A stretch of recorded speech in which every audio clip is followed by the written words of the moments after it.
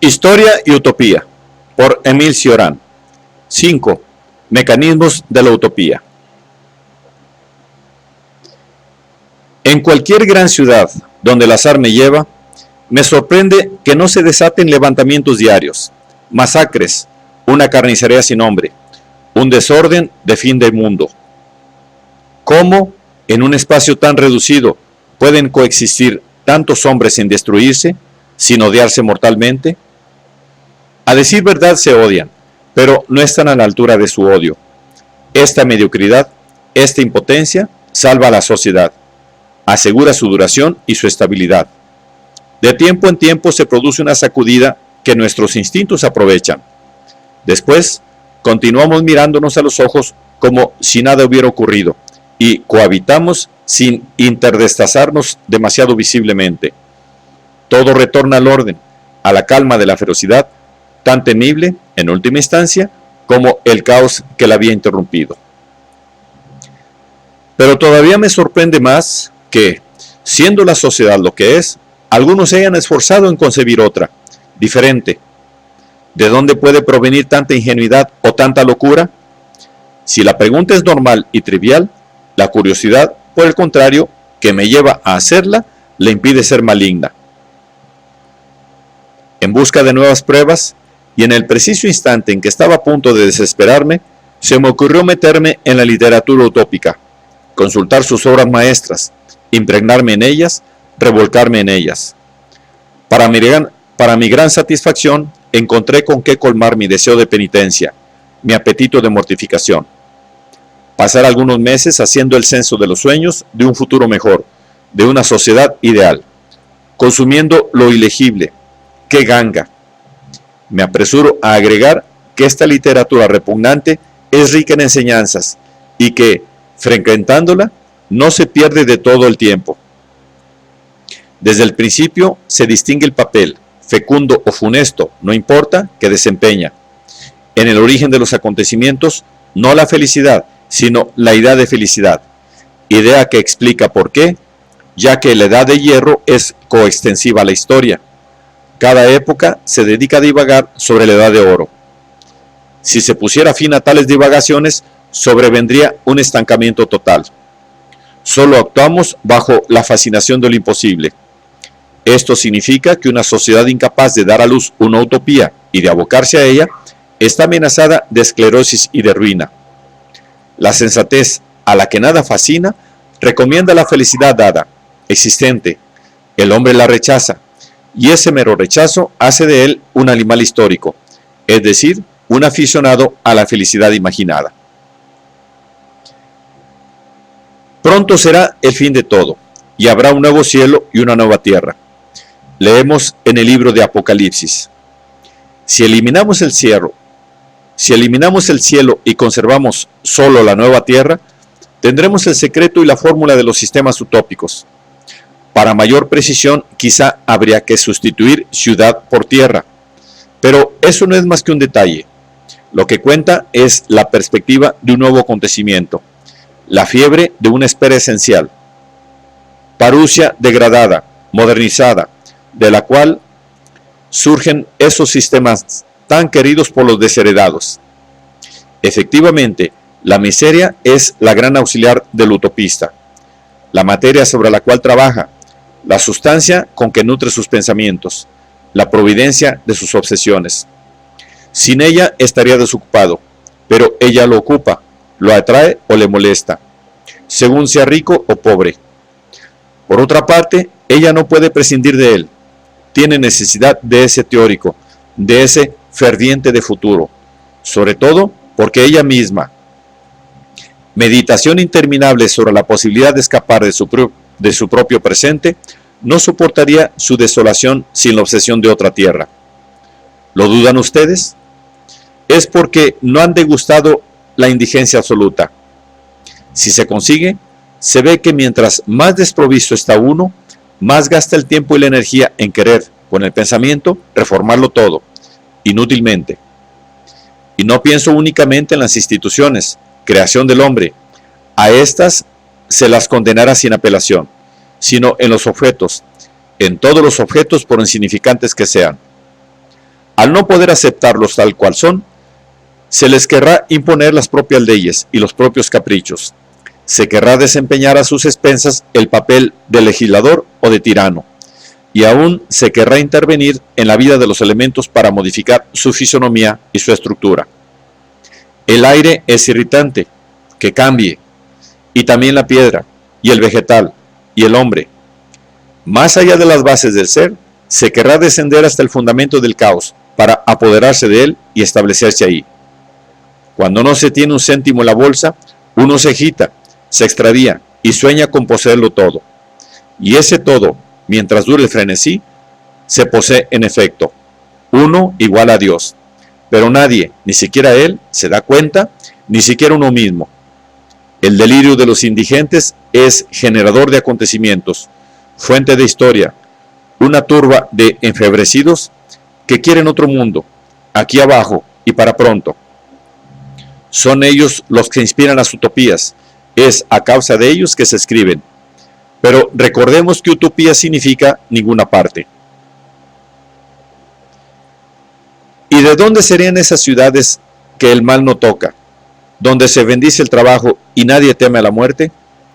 En ellas nos vemos constreñidos a una felicidad hecha de idilios geométricos, de éxtasis reglamentados, de mil maravillas atosigantes. Así se presenta necesariamente el espectáculo de un mundo perfecto, de un mundo fabricado. Con una minuciosidad risible nos describe Campanella a los solares exentos de gota, reumatismo, catarro, ciática, cólicos, hidropesía, flatulencias.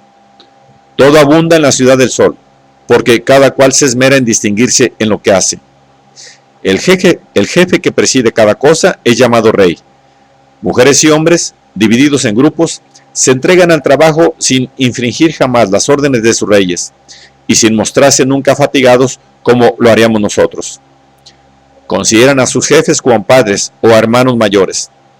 Boberías similares se encuentran en todas las obras del género, sobre todo en las de Cabet, Fourier o Morris, desprovistos de esa pizca de aspereza tan necesaria en las obras literarias u otras.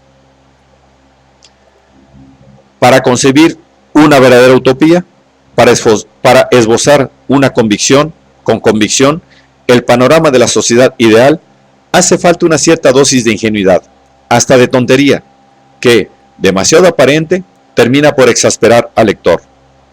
Las únicas utopías legibles son las falsas, las que, escritas por juego, diversión o misantropía, prefiguran o evocan los viajes de Gulliver, Biblia del hombre desengañado, quintesencia de visiones no quiméricas, utopía sin esperanza. Merced a sus sarcasmos, Swift desestupidizó un género hasta casi anularlo. ¿Es más fácil confeccionar una utopía que un apocalipsis? Una y otro tienen sus principios y sus tópicos. La primera, cuyos lugares comunes están más de acuerdo con nuestros instintos profundos, ha dado lugar a una literatura mucho más abundante que el segundo. No a todo mundo le es dado calcular una catástrofe cósmica, ni amar el lenguaje y la manera como se le anuncia y proclama. Pero aquel que admite la idea y la aplaude, leerá en los evangelios, con el arrebato del vicio, los giros y frases hechas que se hicieron famosos en Patmos. Se oscurecerá el cielo, la luna no dará su luz, los astros caerán, todas las tribus de la tierra se lamentarán, no terminará esta generación y todas estas cosas ocurrirán. Este presentimiento de lo insólito, de un acontecimiento capital, esta espera crucial, puede transformarse en ilusión, y entonces aparecerá la esperanza de un paraíso sobre la tierra, o, en otra parte, o se transformará en ansiedad, y será la visión de un peor ideal, de un cataclismo voluptuosamente temido. Y de su boca sale una espada aguda para golpear a las naciones.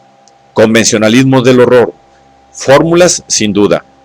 San Juan cayó en ellos desde el momento en que optó por ese espléndido galimatías, desfile de hundimientos, preferible finalmente a las descripciones de islas y de ciudades, donde una felicidad impersonal sofoca y la armonía universal aprisiona y tritura.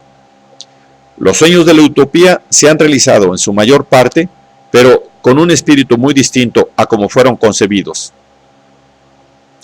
Lo que para la utopía era perfección, para nosotros resultó tara. Sus quimeras son nuestras desgracias. El tipo de sociedad que la utopía imagina con tono lírico nos parece intolerable. Júzguese, si no, en esta muestra del viaje a Icaria. 2.500 jóvenes mujeres modistas trabajan en un taller, unas sentadas, otras de pie, casi todas encantadoras. La costumbre que tiene cada obrera de hacer la misma cosa duplica la rapidez del trabajo, a la que se suma la perfección. Los más elegantes tocados nacen por miles cada mañana entre las manos de sus bellas creadoras. Tan enormes elucubraciones denotan debilidad mental o mal gusto, y sin embargo, Cabet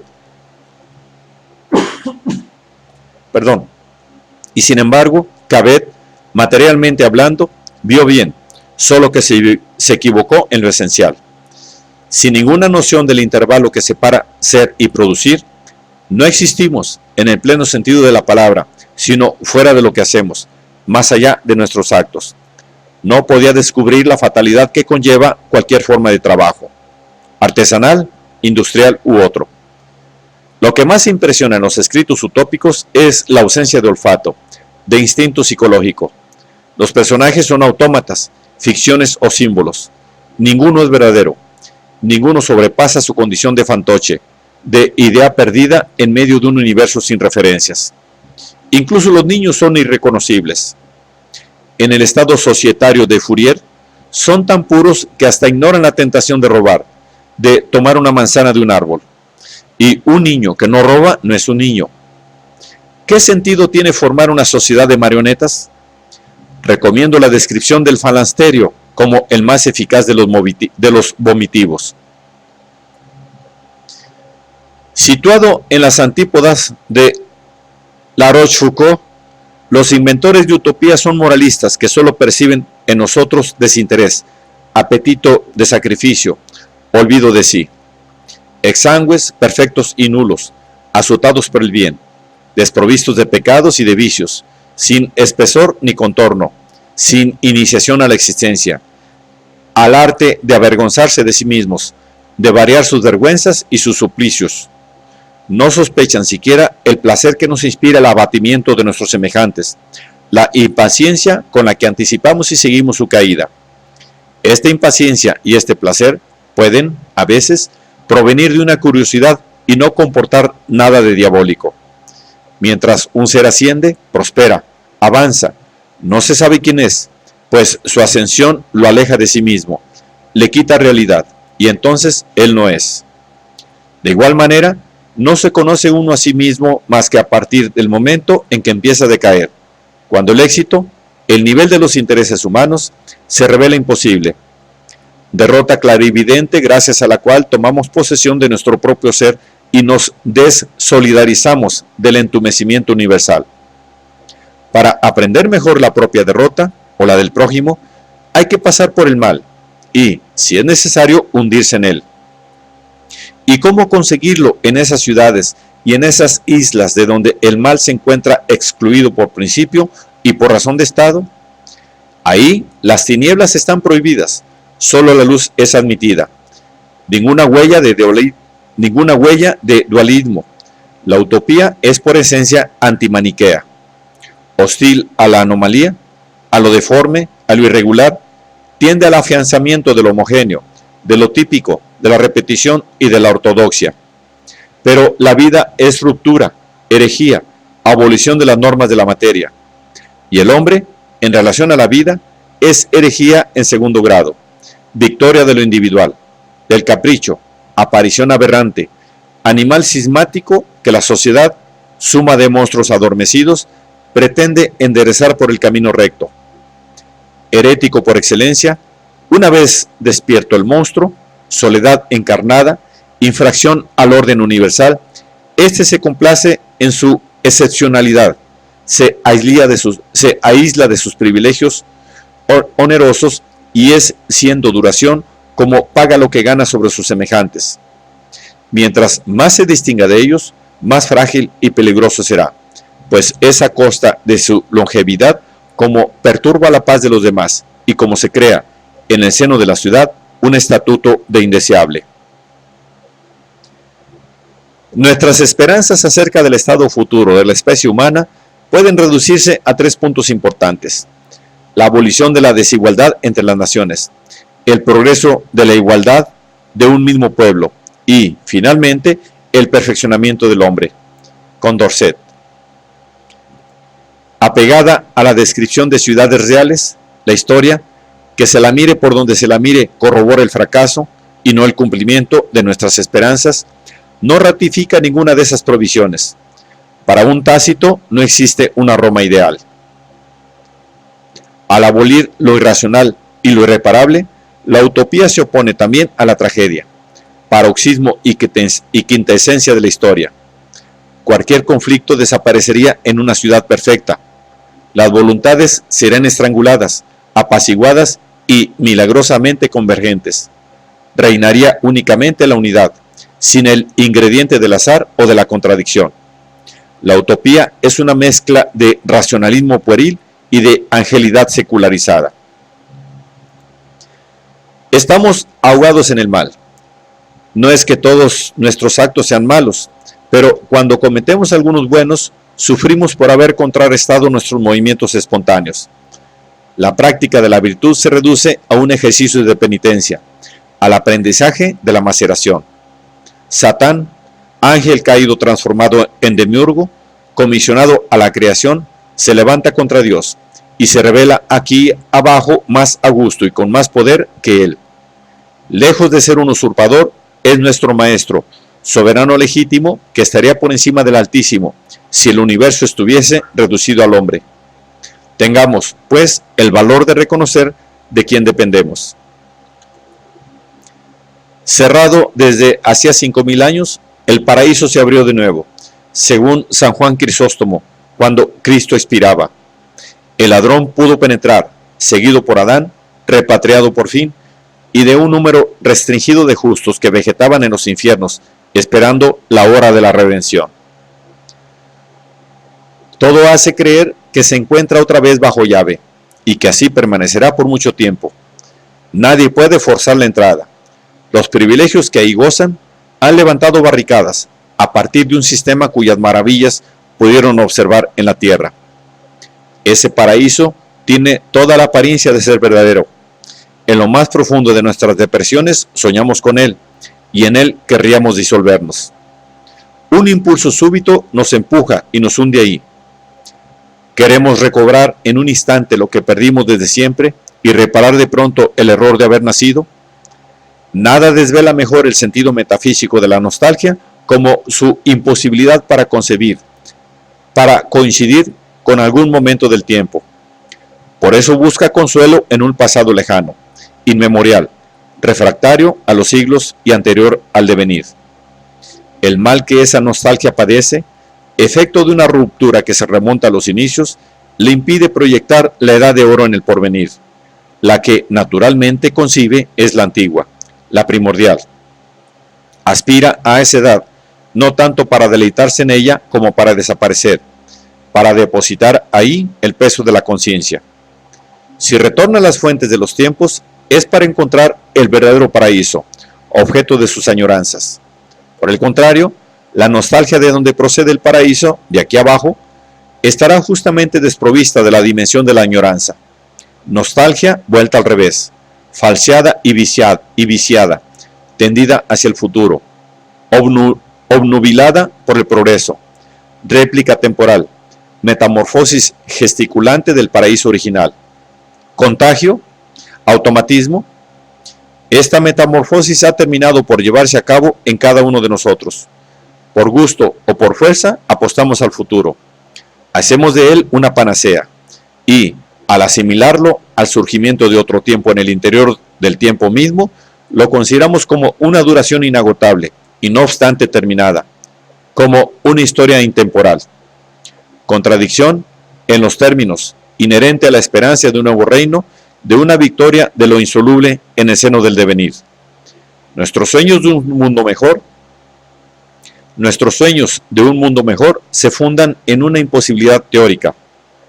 ¿Qué hay de sorprendente, pues, si para justificarlos tenemos que recurrir a paradojas sólidas? Mientras el cristianismo colmaba los espíritus, la utopía no podía seducirlos, pero en cuanto empezó a decepcionarlos, buscó conquistarlos e instalarse en su lugar. Ya era esa su intención en el Renacimiento, pero solo iba a conseguirlo 2 siglos más tarde, en una época de supersticiones esclarecidas. Así nació el porvenir, visión de una felicidad irrevocable, de un paraíso dirigido en el que no cabe el azar y la menor fantasía aparece como una herejía o una provocación. Hacer su descripción sería entrar en los detalles de lo inimaginable. La idea misma de una ciudad ideal es un sufrimiento para la razón, una empresa que honra el corazón y desacredita el intelecto. ¿Cómo pudo un Platón prestarse a ella? Me olvidaba que es el ancestro de todas esas aberraciones, retomadas y agravadas por Tomás Moro, el fundador de las ilusiones modernas. Estructurar una sociedad en la que, según una etiqueta aterradora, nuestros actos están catalogados y reglamentados, en la que, a causa de una caridad llevada hasta la indecencia, se preocupan por nuestros más íntimos pensamientos. Es transportar las congojas del infierno a la edad de oro, o crear, con ayuda del diablo, una institución filantrófica. Solares, utópicos, armónicos, sus horribles nombres se parecen a su destino, pesadilla que también nos está reservada, puesto que nosotros mismos la hemos convertido en ideal. De tanto pregonar las ventajas del trabajo, las utopías deberían tomar la contrapartida del Génesis. Particularmente en este punto, son la expresión de una humanidad tragada por el trabajo, orgullosa en su complacencia de las consecuencias de la caída, de las cuales la más grave es la obsesión del rendimiento. Llevamos con orgullo y ostentación los estigmas de una raza que adora el sudor de la frente y que hace de él un signo de nobleza, que se agita y sufre gozando. De ahí el horror que nos inspira, a nosotros los réprobos, el elegido que se niega a trabajar o a sobresalir en lo que sea. Solo aquel que conserva el recuerdo de una felicidad inmemorial puede reprochar al elegido ese rechazo. Desorientado en medio de sus semejantes, es como ellos, y, sin embargo, no puede comunicarse con ellos. Por donde mire, no se siente de aquí.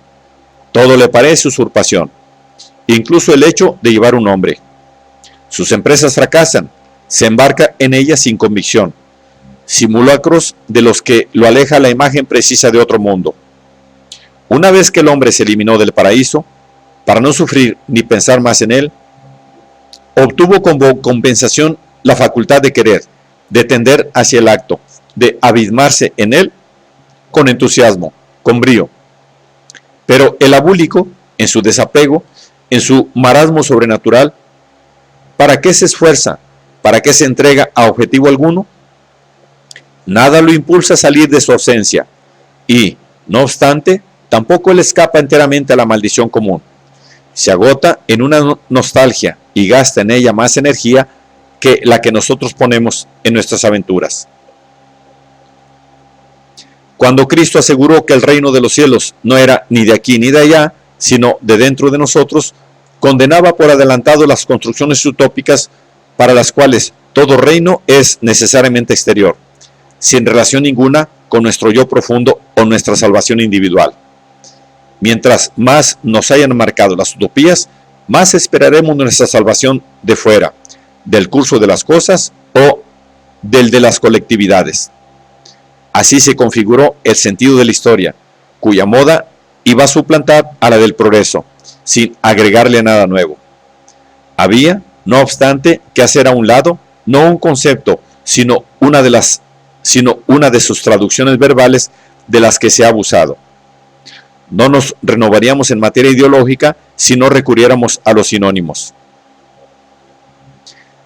Por diversos que sean sus disfraces, la idea de perfectibilidad ha penetrado en nuestras costumbres. Se adhiere a ella inclusive quien la pone en duda. Nadie quiere aceptar que la historia se desenvuelve sin más, independientemente de una dirección determinada, de un objetivo.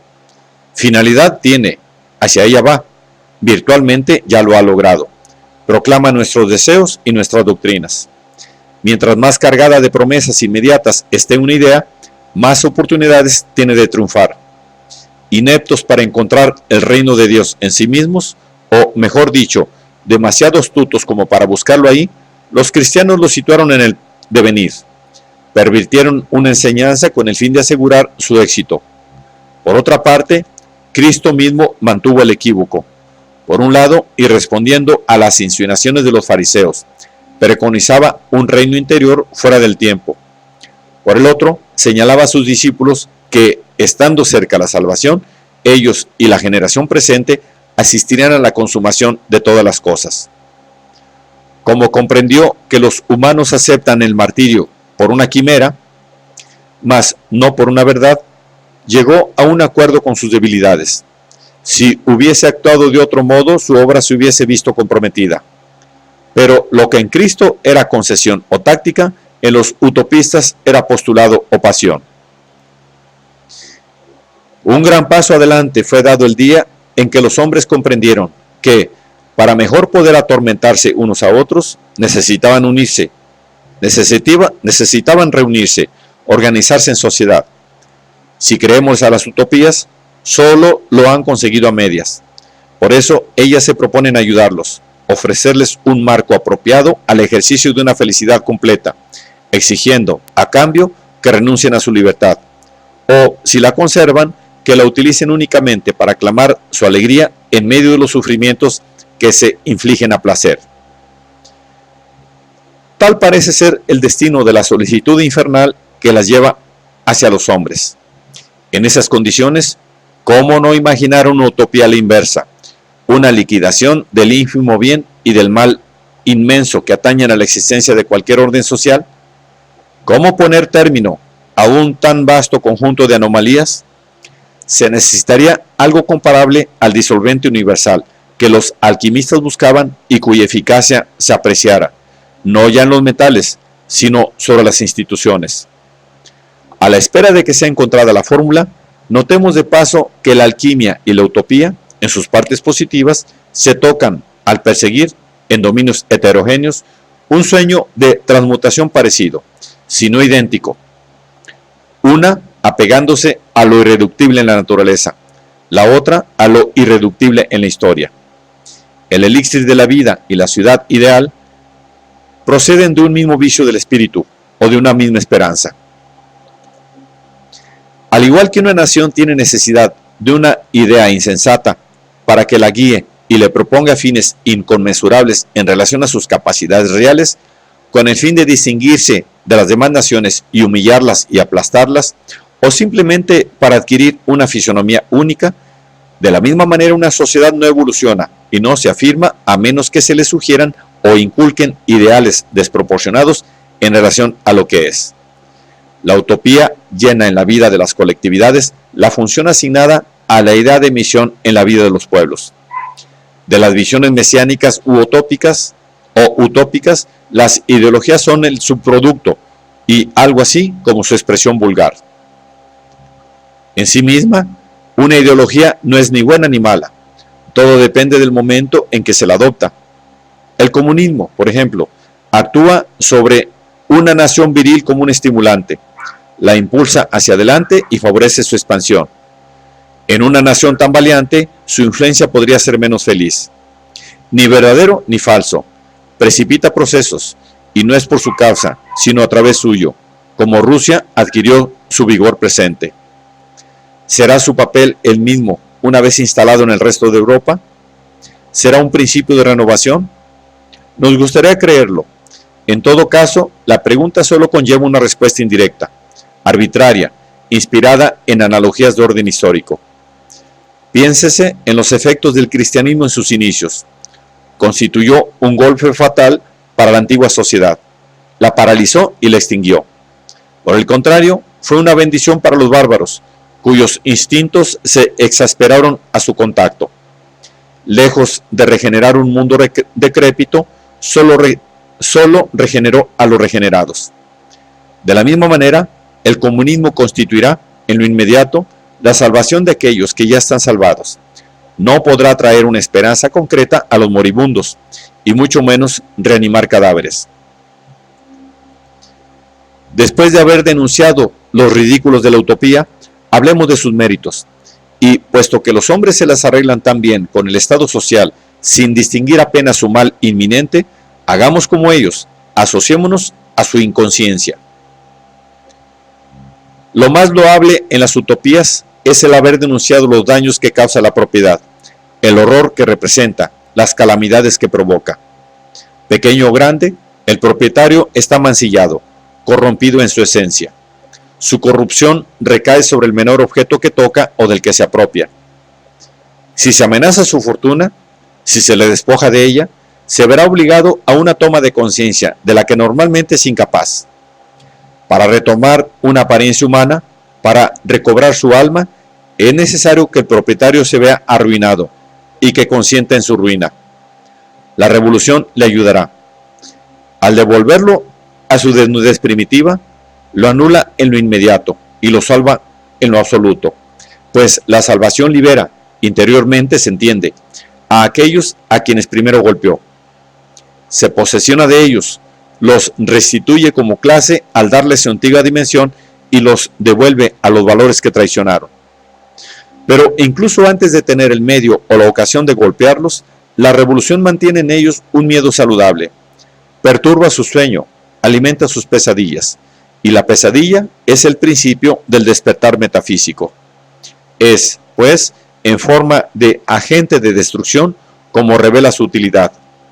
Aunque fuese nefasta, una cosa la redimirá siempre. Solo ella sabe qué clase de terror utilizar para sacudir a ese mundo de propietarios, el más atroz de los mundos posibles. Cualquier forma de posesión, y no temamos insistir en ello, degrada, envilece, halaga al monstruo adormecido que dormita en el fondo de cada uno de nosotros. Disponer, aunque no fuese más que de una escoba, contar con cualquier cosa como bien propio, es participar en la indignidad general. Qué orgullo descubrir que nada nos pertenece, qué revelación.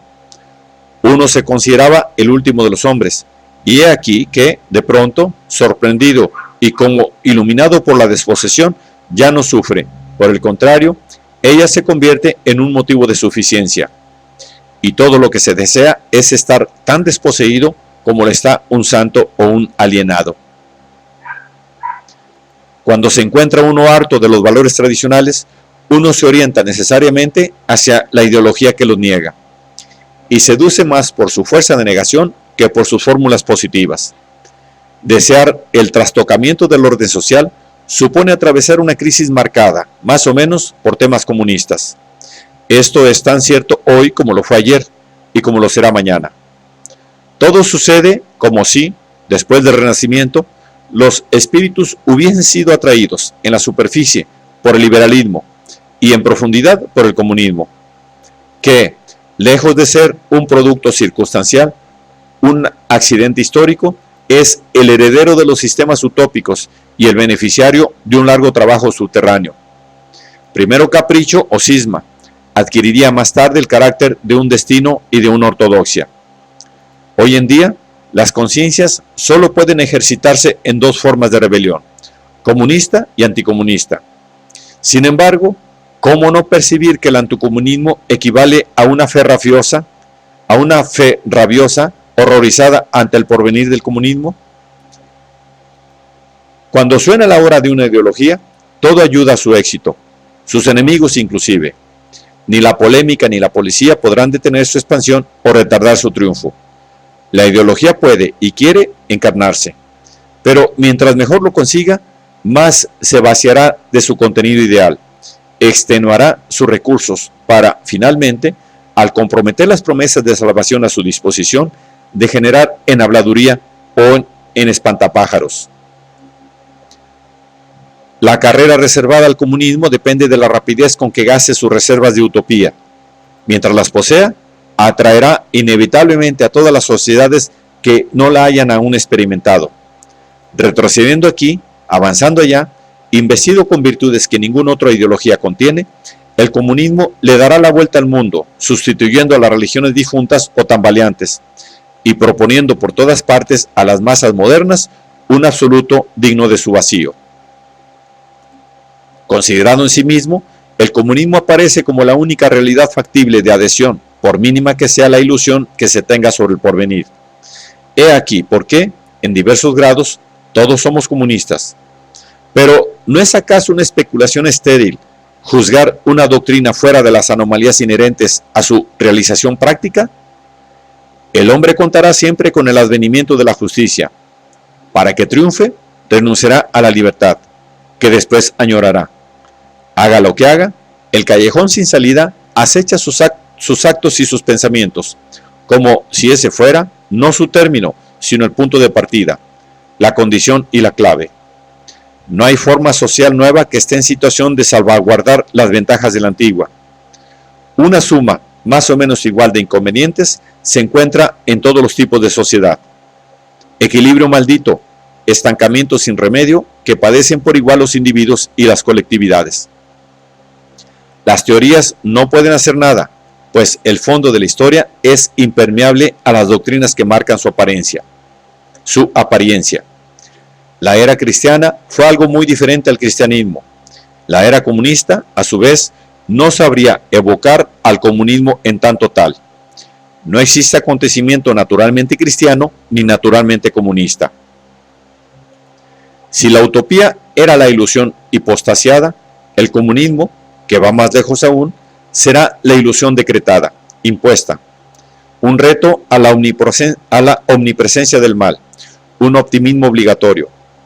Se acomodará difícilmente en él quien, a fuerza de experiencias y de tentativas, vive en la ebriedad de la decepción, y quien, siguiendo el ejemplo del redactor del Génesis, se niega a asociar la edad de oro al futuro.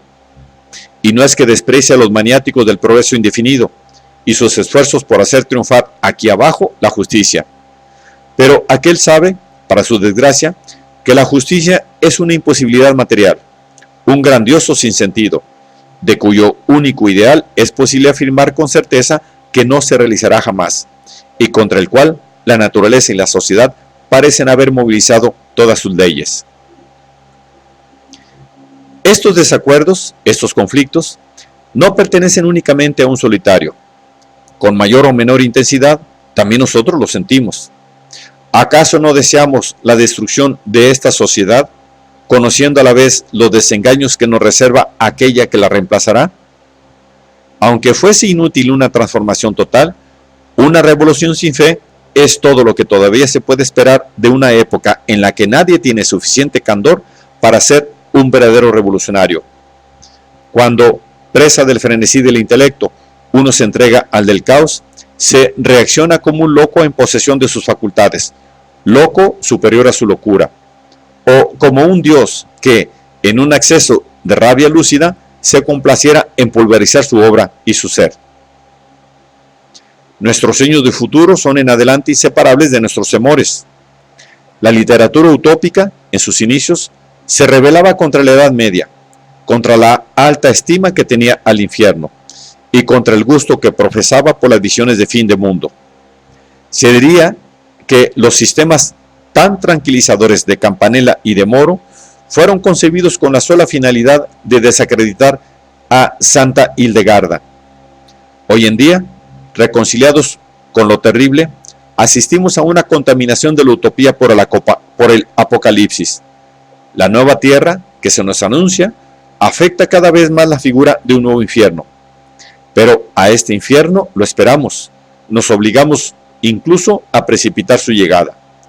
Los dos géneros, el utópico y el apocalíptico, que nos parecen tan disímiles, se interpenetran. Uno influye en el otro para formar un tercero maravillosamente apto para reflejar la clase de realidad que nos amenaza y a la que, no obstante, diremos sí, un sí correcto y sin ilusión. Será nuestra manera de ser irreprochables ante la fatalidad.